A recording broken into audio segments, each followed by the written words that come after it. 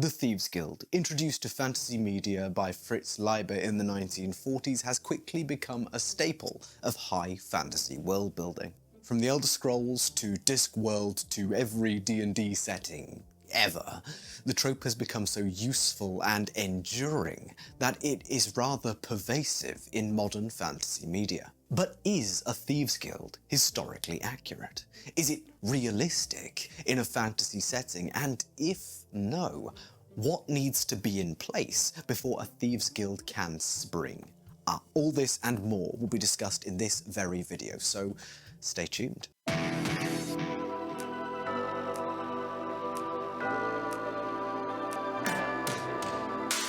To our first question, and a simple answer for once: no. Thieves Guilds have never existed in any historical context in our world. Sure, organised crime has a long and well-documented history, but a guild-like organisation operating as an umbrella under which all thieves in a locality likely work, with strict hierarchies and clear delineations of authority and rank, is not historically viable or realistic. This is no simple street gang, mafia, or cartel. A Thieves Guild must be responsible for training young talent, representing its members well, both politically and socially, and collecting dues from those involved while shunning those who try to participate in the profession outside of the guild structure. Theoretically, to be a guild at all, it must be recognised by official power structures, a fact which Pratchett plays a lot on in his Thieves Guild in Agmar-Pok. Technically, a guild should have a political seat at the table and pay taxes to local authorities. This may be taking the guild label a little too seriously, though, for our purposes. So surely at some point in history, there has to have been some grand secret society with its own hierarchy puppeteering all crime in a certain location, right? Well, I'm afraid that isn't really historical either. Famous examples like the Garduña in Spain, who are imagined as a gang-turned-secret society in league with the Inquisition for hundreds of years, have almost no evidence to even support their potential existence in the entire time period. Sure, that's what they'd want you to think.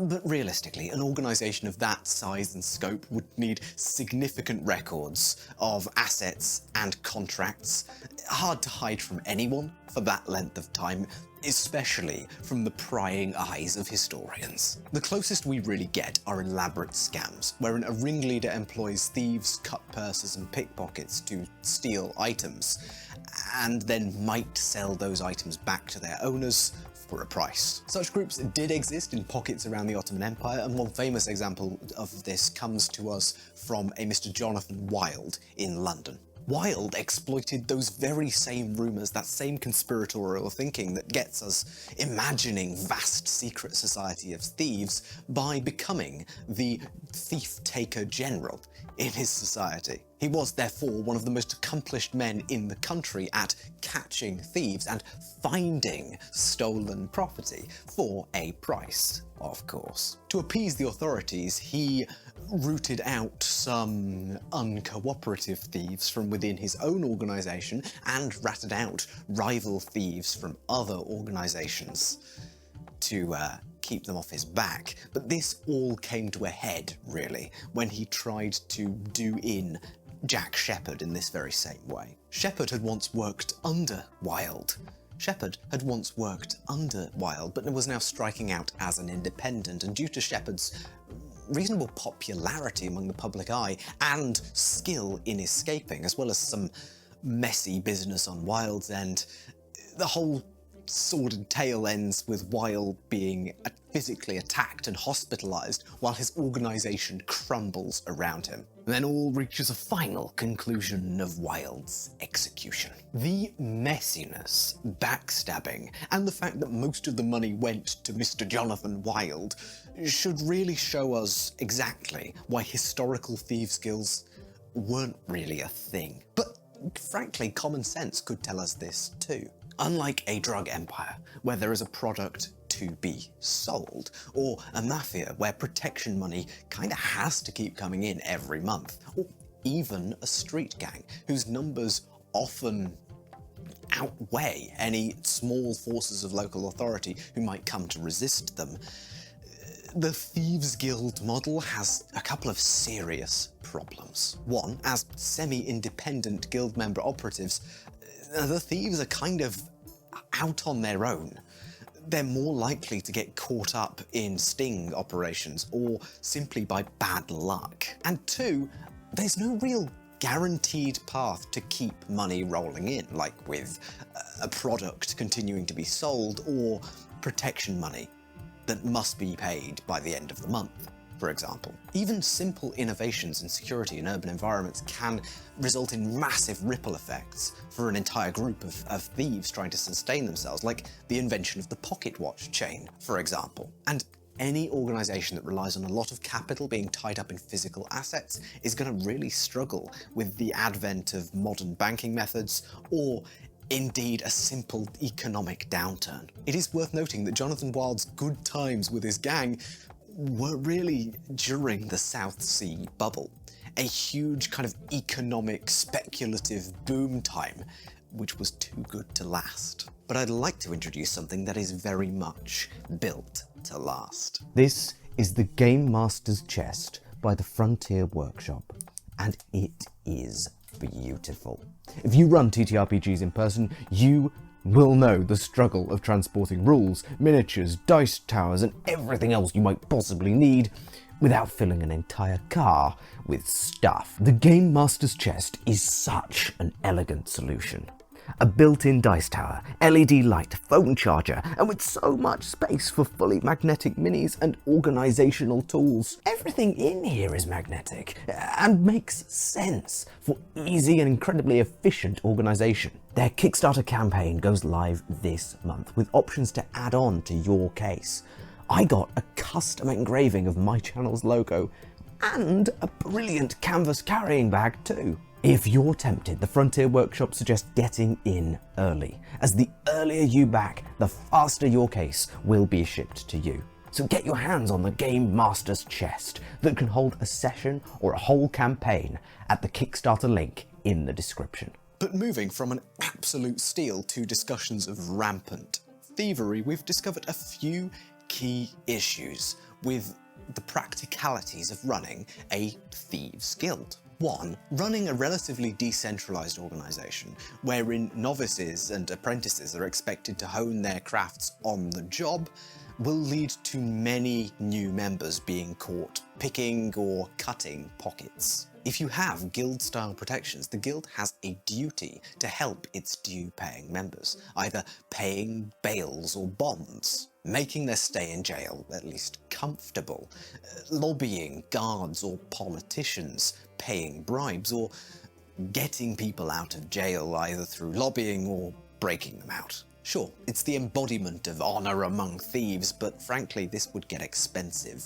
fast. Speaking of expensive, you need wealthy enough targets and lax enough law enforcement, otherwise a guild dies a slow death even during a simple economic downturn. Add to that the fact that your guild likely represents every thief in town, and every single arrest made by law enforcement hurts you.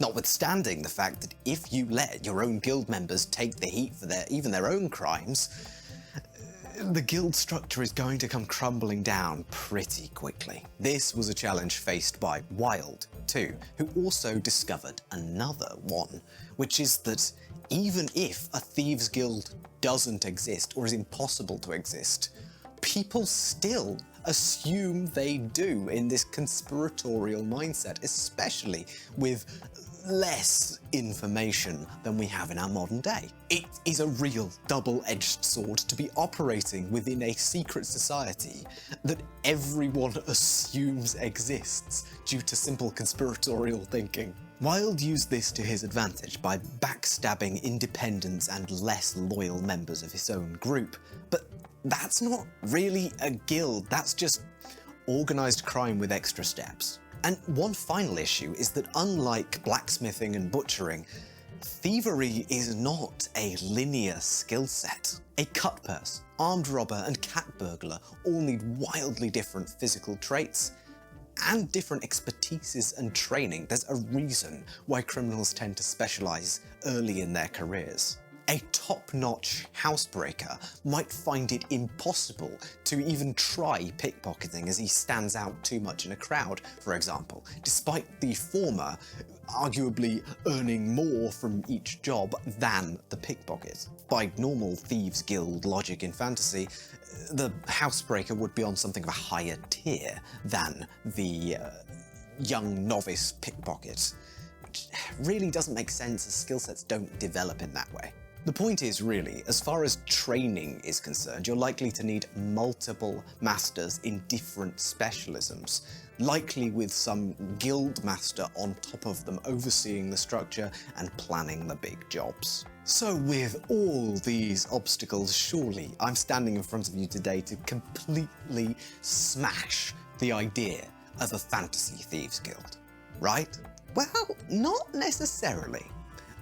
Yes, there are absolutely preconditions that must be met for a Thieves Guild to even realistically exist. First, we need a prosperous region in the midst of some pretty good times. Stealing from the poor just so you can pay back your guild dues doesn't make an awful lot of sense. Sorry, Skyrim's Rift and Thieves Guild. Second, we need a strong unifying factor, a unifying sense of brotherhood, whereby any member of the guild is absolutely certain that the guild has their interests at heart and is not going to turn its back on them if it can help it. To support this, we really need the guild to have a pretty strong presence in governmental structures. Whether the guild is run by the vagabond youngest prince, a merchant famous and wealthy from his excellently timed investments, a famous athlete, warrior, independently wealthy hero or adventurer, politician, or backed by some wealthy foreign interests, your Thieves Guild needs a direct line to be able to talk about things with people who are very important. Otherwise, the guild has very little purpose and very little value to offer its members. We need significant corruption as a precondition for the guild's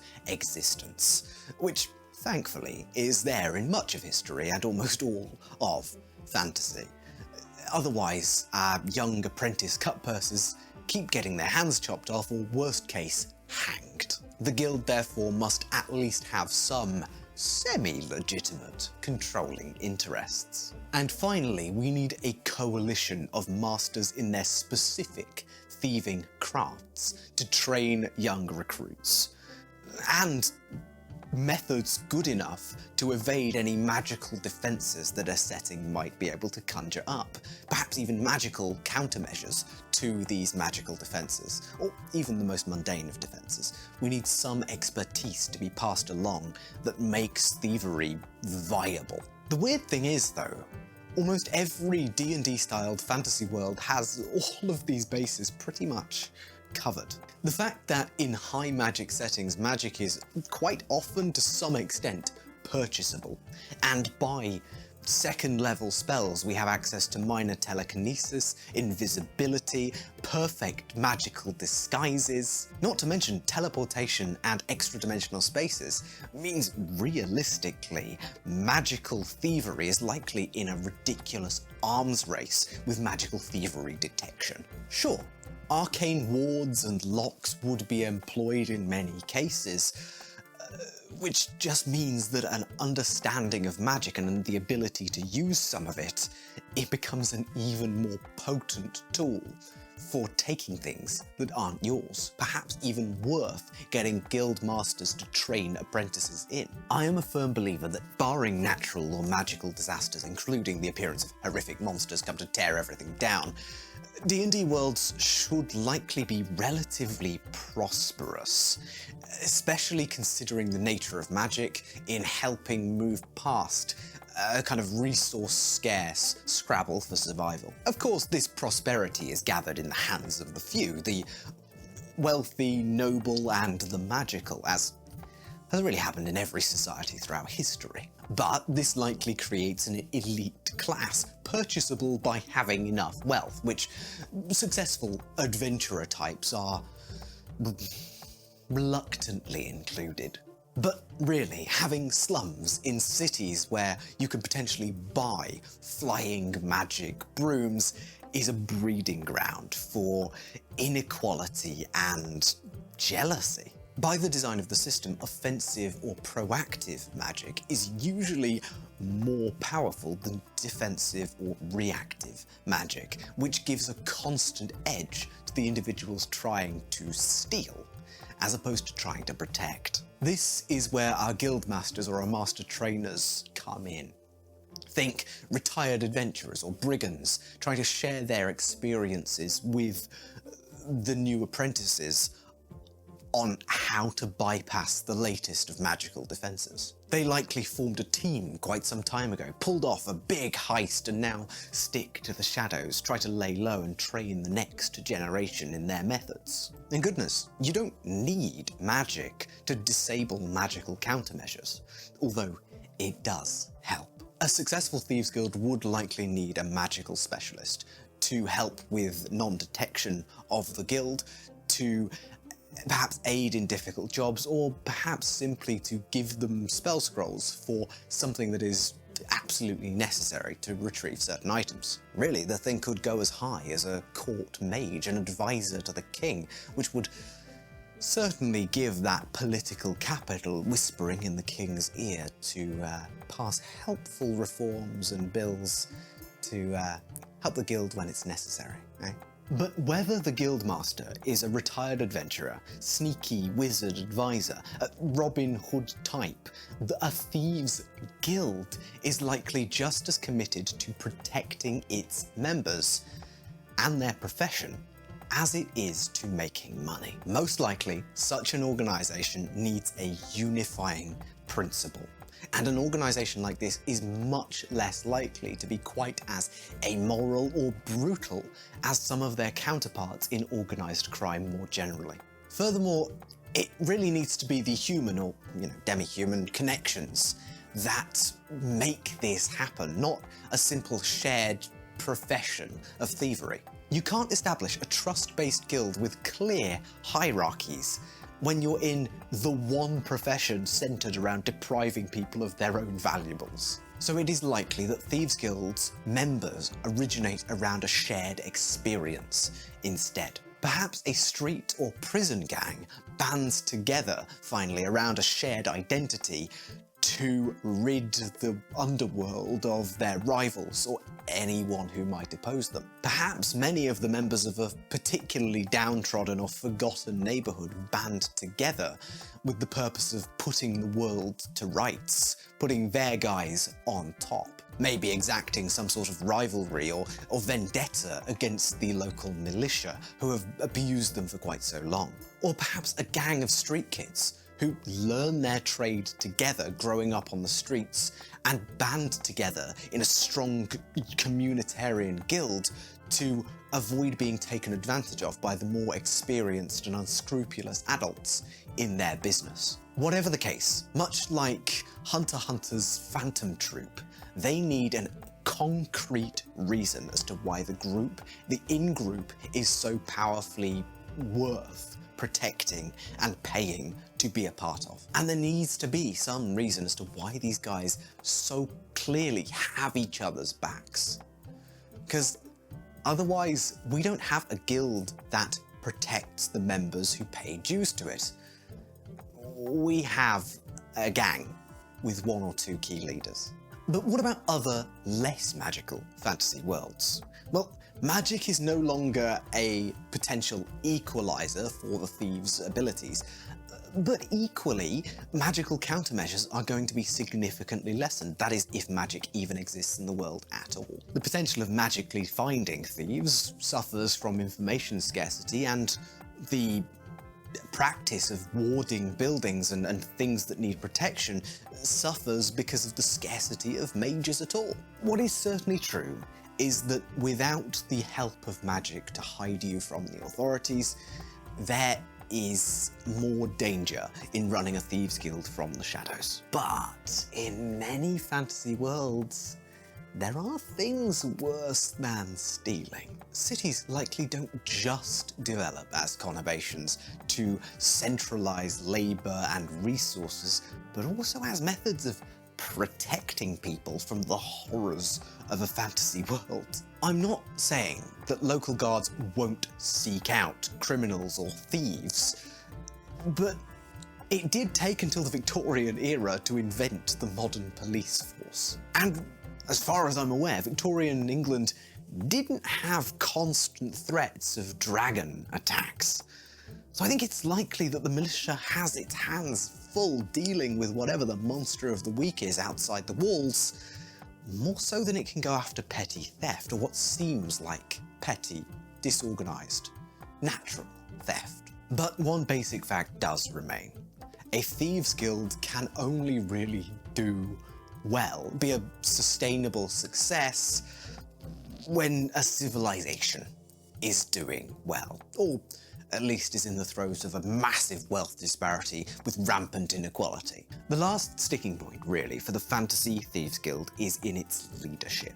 We need a leader that cares enough for those in his organisation to not double-cross them, who is collaborative enough in thought to maintain a guild structure of some description, and trusted enough by the members so that the guild can perpetuate itself. In other words, we need someone completely outside the traditional criminal mould. Someone who values community above all, doesn't let any personal ego get in the way of the job, and always looks out for the little guy.